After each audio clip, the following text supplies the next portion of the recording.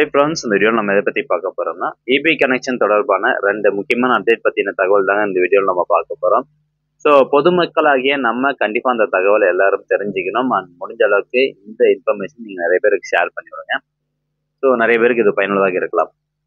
அதாவது டிஎன்இபி தரப்புலேருந்து ஏற்கனவே 2022 சொல்லியிருந்தாங்க பார்த்தீங்களா. ஸோ என்ன சொல்லியிருந்தாங்க, ஒரே வீட்டுக்கு 2-3 இபி மீட்டர் கனெக்ஷன் இருந்தது அப்படின்னா ஒரு மீட்டரை மட்டும் மெயின் மீட்டரா வச்சுட்டு மீதி எல்லாத்தையும் மெர்ஜ் பண்ணிடுவோம், அதாவது சப் மீட்டர் ஆக்கிடுவோம் அப்படின்னு சொல்லியிருந்தாங்க. ஸோ அதை பேஸ் பண்ணி நிறைய இன்வெஸ்டிகேஷன் எல்லாமே போயிட்டு இருந்தது. ஸோ இப்போ வந்து பார்த்தீங்கன்னா, இப்போ சமீப 1 மாத காலமாக நிறைய பேருக்கு, அதாவது நிறைய பேருடைய வீட்டில் வந்து இப்போ கரண்ட் பில் அதிகமாக வந்திருக்கும். ஸோ அவங்கெல்லாம் செக் பண்ணி பார்க்கும்போது அவங்களுக்கே தெரிய வந்துச்சு, இந்த மாதிரி அவங்களுடைய மீட்டர் எல்லாமே மெர்ஜ் பண்ணியிருக்காங்க அப்படின்னு. ஸோ இது அதிகாரப்பூர்வமாக வந்து ஒரு சிலருக்கு வந்து மெர்ஜ் பண்ணிட்டாங்க. அதனுடைய கம்ப்ளீட் டீடைல்ஸ் வந்து பார்க்கலாம். அது அப்படி மெர்ஜ் பண்ணும்போது அவங்களுக்கு 100 யூனிட் இலவச மின்சாரம் கிடைக்குமா கிடைக்காதா, ஸோ பில் கால்குலேஷன்லாம் எப்படி இருக்கும் அப்படிங்கிறது எல்லாமே எக்ஸ்பிளைன் பண்ணுறேன். இது முதல் அப்டேட்டு. ரெண்டாவதாக பார்த்தீங்கன்னா, இபி மீட்டர் ரீடிங் எடுத்ததுக்கு அப்புறமா 15 நாள் இருந்த அசஸ்மெண்ட்டை வந்து இப்போ 20 நாள் ஆக்கியிருக்காங்க. ஸோ அதை பற்றின தகவல் ரெண்டாவதாக பார்க்கலாம்.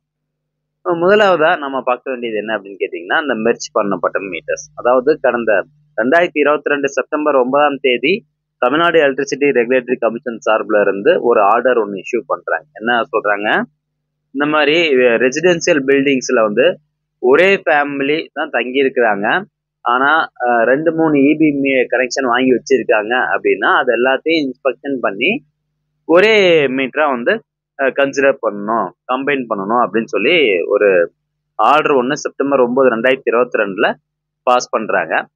அதாவது ஒரே ஃபேமிலிக்கு, ஒரே குடும்பத்திற்கு ஒன்றுக்கும் மேற்பட்ட இபி மீட்டர் கனெக்ஷன் இருந்ததுன்னா அது எல்லாத்தையும் மெர்ஜ் பண்ணணும் அப்படின்னு சொல்லியிருந்தாங்க இல்லைங்களா. ஸோ அப்போ அந்த மாதிரி மெர்ஜ் பண்ணும்போது அவங்களுக்கு 100 யூனிட் மட்டும் தான் இலவசமாக கிடைக்கும். இப்போ உதாரணத்துக்கு நான் சொல்கிறேன், நீங்கள் கீழே ஒரு வீடு இருக்குது, மேலே ஒரு வீடு இருக்குன்னு வச்சுக்கலாம். ஸோ கீழேயும் நீங்கள் தான் தங்கியிருக்கீங்க, மேலேயும் நீங்கள் தான் தங்கியிருக்கீங்க அப்படின்னா அதுக்கு 2 மீட்டர் கனெக்ஷன் வாங்கி வச்சுருப்பாங்க ஒரு சில பேர்.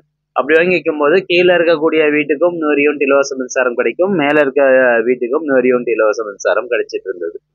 ஸோ இப்போ அதெல்லாம் வந்து இன்ஸ்பெக்ஷன் பண்ணிட்டு அந்த மேல் வீட்டில் இருக்கக்கூடிய மீட்டரை வந்து கீழ் வீட்டு மீட்டரோட இணைச்சிட்டாங்க, அதாவது சப் மீட்டர் ஆக்கிட்டாங்க. அப்போ என்ன ஆகும், உங்களுக்கு 2 வீட்டுக்குமே சேர்த்து 100 யூனிட் தான் இலவச மின்சாரம் கிடைக்கும். மேல் யூனிட் கிடைக்கக்கூடிய அந்த 100 யூனிட்டை கட் பண்ணிட்டாங்க.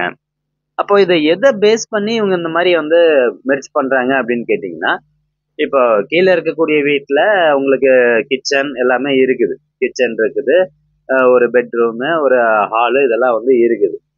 ஆனால் மேலே இருக்க வீட்டுக்கு அவங்க இபி மீட்டர் கனெக்ஷன் வாங்கியிருக்காங்க. மேலே இருக்க வீட்டுக்கு வந்து பார்த்தீங்கன்னா சமையல் அறை எதுவுமே இல்லை, கிச்சன் கிடையாது, ஒரே ஒரு ஹால் மட்டும்தான் இருக்குது, வேற எந்த ரூம்ஸும் வந்து கிடையாது. அப்படிங்கும்போது அவங்க ஈஸியாக வந்து கன்சிடர் பண்ணி ஓகே இது வந்து ஒரே ஃபேமிலி தான் தங்கியிருக்காங்க அப்படின்னு சொல்லிட்டு மெர்ஜ் பண்ணி விட்டுருவாங்க.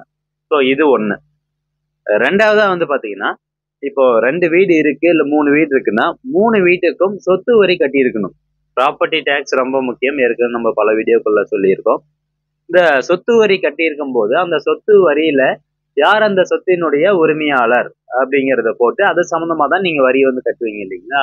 அப்போ 3 வீட்டுக்கும் ஒரே ஓனர் தான் இருக்காங்க, ஒரே உரிமையாளர் தான் இருக்காங்க அப்படிங்கும்போது அப்பையும் உங்களுடைய அந்த இபி மீட்டர் வந்து மெர்ஜ் பண்ணி விட்டுருவாங்க.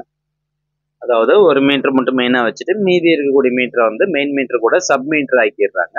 ஸோ அதனால மீதி 2 வீட்டுக்கு ஓடக்கூடிய யூனிட்டும் மெயின் மீட்டர் கூட ஆட் ஆகிட்டு உங்களுக்கு அதிகமாக கரண்ட் பில் கட்டுற மாதிரி வந்திருக்கு. நிறைய பேருக்கு வந்திருக்கும், யாருக்கெல்லாம் அந்த மாதிரி வந்திருக்கோ கீழே இருக்கக்கூடிய கமெண்ட் செக்ஷனில் கமெண்ட் பண்ணுங்க. ஸோ ஃபர்ஸ்ட் என்ன, மேலே இருக்க வீட்டில் அல்லது இன்னும் 2வது வீட்டில் வந்து கிச்சன் இல்லாத காரணத்தினால மெர்ஜ் பண்றாங்க. 2வது அந்த வரி ரசீதுல வந்து ஒரே பேரே இருக்கு எல்லாருக்கும், அந்த காரணத்தினாலையும் மெர்ஜ் பண்றாங்க.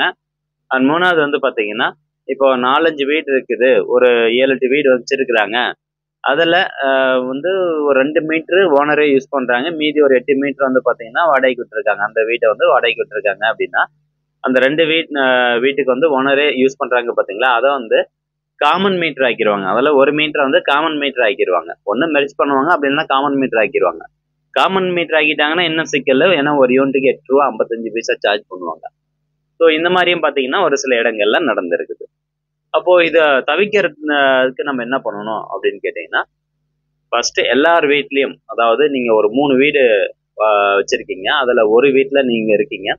2வது வீடு 3வது வீட்டினுடைய ஓனர் பேரு உங்களுதா இருக்கக்கூடாது. முதல் கண்டிஷன். ஃபர்ஸ்ட் வீட்டு ஓனர் யாரோ அது அவங்களுடைய பேரே வந்து 2வது வீட்டு மற்றும் 3வது வீட்டுக்கு வந்து இருக்கக்கூடாது. அதே மாதிரி எல்லார் வீட்லயும் வந்து எல்பிஜி கனெக்ஷன், கேஸ் கனெக்ஷன் இருக்கணும். அடுப்புக்கு வந்து பயன்படுத்தணும். கிச்சன் இருக்கணும். அதை தான் ஷார்ட்டா சொன்னேன்.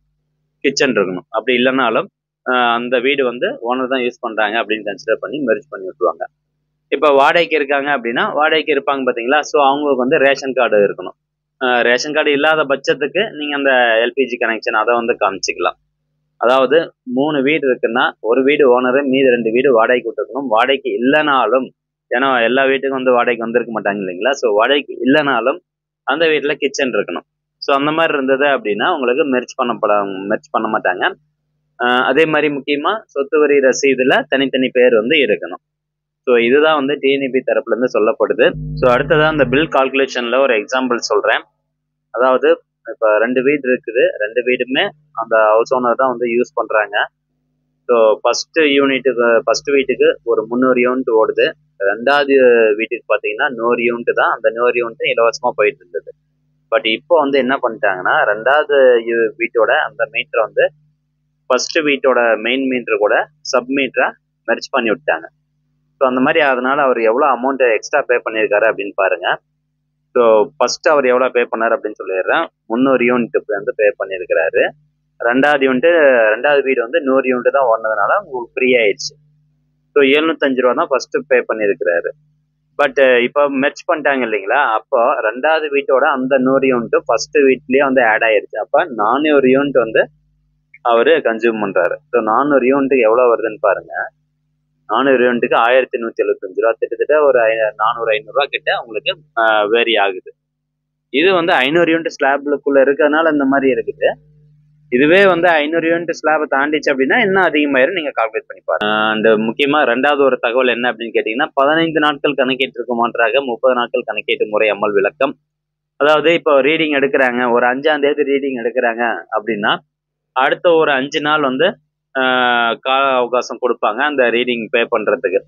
அதுக்கு 5 நாளுக்கு அப்புறமா என்ன பண்ணுவாங்கன்னா, இதுக்கு முன்னாடி எப்படி இருந்துச்சு, 25 நாள் வந்து கொடுத்துட்டு இருந்தாங்க. 25 நாள் கழிச்சு வந்து இபி மீட்டர் ஃபீஸ் வந்து பிடிங்கிட்டு போயிடுவாங்க. ஆனா இப்போ அப்படி கிடையாது. ஃபர்ஸ்ட் ரீடிங் வந்து 5ஆம் தேதி எடுக்கிறாங்கன்னா 10ஆம் தேதி வரைக்கும் பே பண்றதுக்கான டைம் கொடுப்பாங்க. அடுத்து ஒரு 15 நாள் மேற்கொண்டு எக்ஸ்ட்ரா கொடுக்குறாங்க. அப்போ என்ன ஆகுதுன்னா உங்களுக்கு 20 நாள் ஆயிடுது. ஸோ 5ஆம் தேதி ரீடிங் எடுத்தாங்கன்னா 25ஆம் தேதி வரைக்கும் உங்களுக்கு டைம் கொடுக்குறாங்க நீங்க இபி பில் கட்டுறதுக்கு. சப்போஸ் 25ஆம் தேதியும் நீங்க கட்டல அப்படின்னா உடனே வந்து ஃபியூஸ் பிடிங்கிற மாட்டாங்க. உங்க இபி பில் ஓப்பன் பண்ணி பார்த்தீங்கன்னா தெரியும், 26ஆம் தேதி உங்களுக்கு வந்து ஃபைன் போட்டிருப்பாங்க. ஸோ அதுதான் வந்து இதுல சொல்லியிருக்கிறாங்க. அதனால இபி அமௌண்ட் வந்து கரெக்டாக கட்டிடுங்க. இந்த 2 அப்டேட் கண்டிப்பாக உங்களுக்கு பயனுள்ளதாக இருக்கும் அப்படின்னு நினைக்கிறேன். இது சம்பந்தமான சந்தேகம் ஏதாவது இருந்ததுன்னா கீழே கூடிய கமெண்ட் செக்ஷன்ல கமெண்ட் பண்ணுங்க. மீண்டும் அடுத்த ஒரு நல்ல பதிவில் சந்திக்கலாம். நன்றி, வணக்கம்.